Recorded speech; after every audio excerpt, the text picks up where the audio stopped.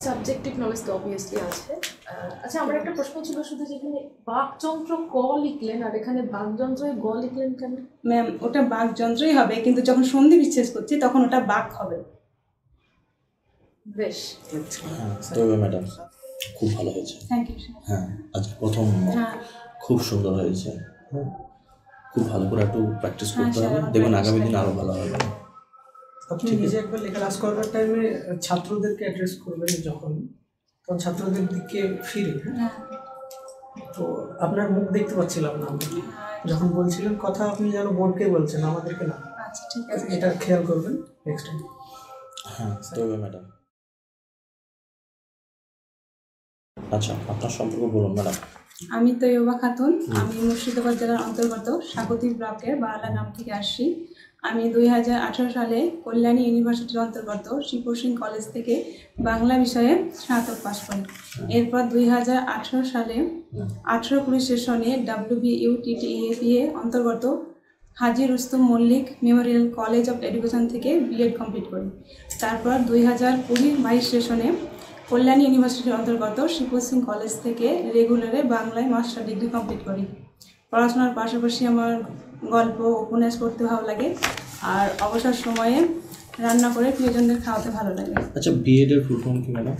Bachelor of arts, না sorry, B Ed এর bachelor of education. আচ্ছা, আমরা যে ছাত্রছাত্রীদের পড়াবো, বিএডটাকে খুব জরুরি? বিএড ছাড়া কি সম্ভব নয়?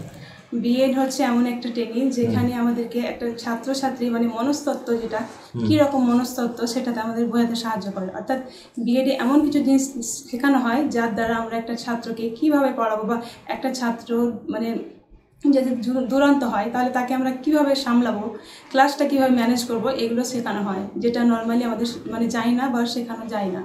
তাই আমার মনে হয় বিএডটা একান্তই জরুরি। আচ্ছা আচ্ছা, 2009 সালে রাইট টু এডুকেশন একটা কথা বলা হয়েছে, যে ক্লাসেই যে আপনি কথাটা বলছেন যে ছাত্রদের মনস্তত্ত্ব বোঝাটা খুব জরুরি, সেখানে বলা হয়েছে যে ইম্পেয়ার্ড স্টুডেন্টদেরকেও নর্মাল স্টুডেন্টদের সাথে ক্লাসে রাখতে হবে। হ্যাঁ, এই বিষয়ে আপনার কি মনে হয়, এটা উচিত না উচিত? একদমই উচিত, কারণ ওদের যদি আলাদা করে ক্লাস নেওয়া হয় তাহলে ওরা হীনমন্যতায় ভুগবে, অন্যদের থেকে নিজেদেরকে একটু আলাদা রকম, মানে ওরা ভাববে যে আমাদের সমাজের মূল স্রোত থেকে আলাদা করে দেওয়া হচ্ছে।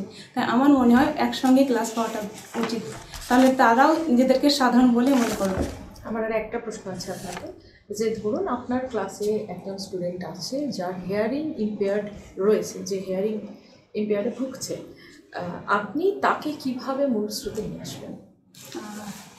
প্রথমত আমি তাকে সবসময় আগের দিকে বসাতে চেষ্টা করব, যেহেতু সে কম কানে শোনে, আর একটু জোরে বলার চেষ্টা করব। ছাত্র এবং শিক্ষকের সম্পর্ক হ্যাঁ, অনেকটা দামি সম্পর্কের মধ্যে পড়ে। আর একজন শিক্ষক যখন সিলেক্ট হয়ে যান, তারপরে সেই ছাত্রের সাথে শিক্ষকের সম্পর্কের যে দূরত্ব, সেটা কেন বেড়ে যায়? এবার এ ব্যাপারে কারণ কি? আপনি দূরত্ব বেড়ে যায় আসলে ছাত্র এবং যদি শিক্ষক ছাত্রের সঙ্গে বন্ধুত্ব সম্পর্ক, বা ছাত্র যে লেভেলে আছে সেই লেভেলে যদি আমরা শুধু উত্তর দেওয়ার ক্ষেত্রে হচ্ছে, আমি বাস্তবে জিজ্ঞাসা করছি যে কারণটা কি, এর পিছনে মেন কারণটা কি? আমরা স্কুলে গিয়ে দেখতে পাই যে ছাত্ররা নিজের মতন করে পিছনে মারামারি করছে, গল্প করছে, স্যার শুরুর দিকে আসলেন, একটুখানি পড়ালেন, সামনের দুটো বেঞ্চ, তাহলে এটা স্যারের ব্যর্থতা। আচ্ছা, তাহলে আপনার মতে খারাপ কোনো স্টুডেন্ট হয় না? হ্যাঁ, অবশ্যই হয়, কিন্তু আমাদেরকে সবসময় চেষ্টাটা করে যেতে হবে। রাধাকৃষ্ণন বলে গিয়েছেন যে সর্বপল্লী রাধাকৃষ্ণন বলে গিয়েছেন যে খারাপ কোনো স্টুডেন্ট হয় না, শুধু খারাপ টিচার হয় বলেছেন। তাহলে আমি বুঝতে হবে যে আমি যদি কোনো ছাত্রকে বোঝাতে না পারি বা ব্যর্থ হয়ে যায় একটা সময় বোঝাতে হতে, তাহলে সেটা আমার ব্যর্থতা।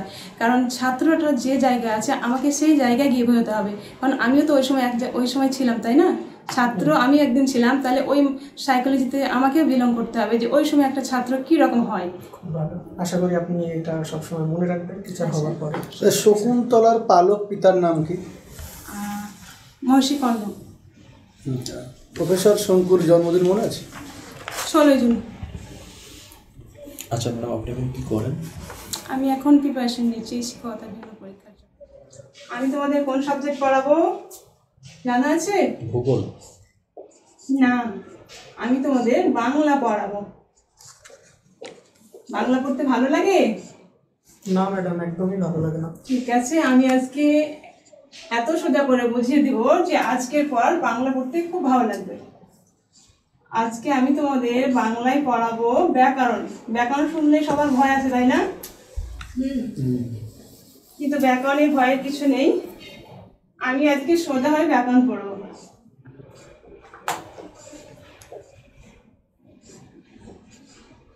আজকে আমি ব্যাকরণে পড়াবো ধ্বনি ও বর্ণ।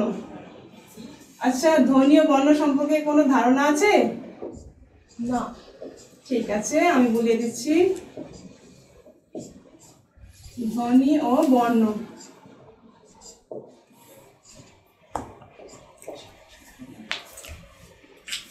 ধ্বনি সাধারণত ধ্বনি বলতে আমরা সাউন্ড বা আওয়াজকে বলি।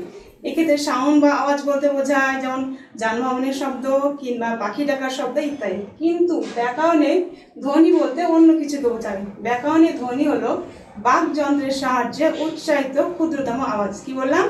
বাকযন্ত্রের সাহায্যে উচ্চারিত ক্ষুদ্রতম আওয়াজ। এখন প্রশ্ন হতে পারে বাকযন্ত্র কি ম্যাম, তাই না? বাকযন্ত্র হচ্ছে, বাকযন্ত্র শব্দটাকে যদি ভাঙা যায়, এই যে বাকযন্ত্র যেটা লিখলাম আমি, বাকযন্ত্র, এটাকে ভাঙলে দুটো শব্দ পাওয়া যায়। একটা হচ্ছে বাক আর একটা হচ্ছে যন্ত্র। বাক আর একটা যন্ত্র।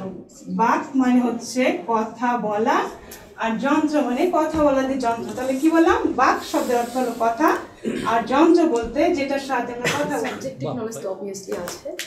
আচ্ছা, আমার একটা প্রশ্ন ছিল শুধু, যেখানে বাকযন্ত্র ক লিখলেন আর এখানে বাকযন্ত্রে গ লিখলেন কেন? ম্যাম, ওটা বাকযন্ত্রই হবে, কিন্তু যখন সন্ধি বিচ্ছেদ করছি তখন ওটা বাক হবে। বেশ। আচ্ছা, আপনি যখন প্রথমে আসলেন তখন ম্যামকে প্রথমে গুড মর্নিং জানাবেন, স্যারদেরকে প্রথমে জানাবেন। আচ্ছা, লেডিস ফার্স্ট, এটা আপনি জানেন, তাই আগে ম্যামকে জানাবেন। আচ্ছা ঠিক আছে। ক্লাস করবার টাইমে ছাত্রদেরকে অ্যাড্রেস করবেন যখন, তখন ছাত্রদের দিকে ফিরে, হ্যাঁ, তো আপনার মুখ দেখতে পাচ্ছিলাম না আমরা। যখন বলছিলেন কথা, আপনি যেন বোর্ডকে বলছেন, আমাদেরকে না। আচ্ছা ঠিক আছে, এটা খেয়াল করবেন নেক্সট টাইম। হ্যাঁ, তবে ম্যাডাম খুব ভালো হয়েছে। Thank you sir. হ্যাঁ, আজকে প্রথম হ্যাঁ, খুব সুন্দর হয়েছে। হ্যাঁ, খুব ভালো করে একটু প্র্যাকটিস হ্যাঁ, করতে হবে, স্যার, দেখবেন practice আগামী দিন আরও ভালো হবে। আপনি নিজে একবার লেখাটার দিকে তাকিয়ে নিজের ভুলটা একবার দেখে ফেলুন যে কোন জায়গাটা বলেছে। প্রথমে বড় করে লিখছেন, তারপরে ছোট হতে হতে যাচ্ছে, ওটাই হয়ে গেছে, এটা ভুল হয়ে আর গেছে। দাগটা বাকি যাচ্ছে, হ্যাঁ, একটু খেয়াল করবেন। ঠিক আছে স্যার।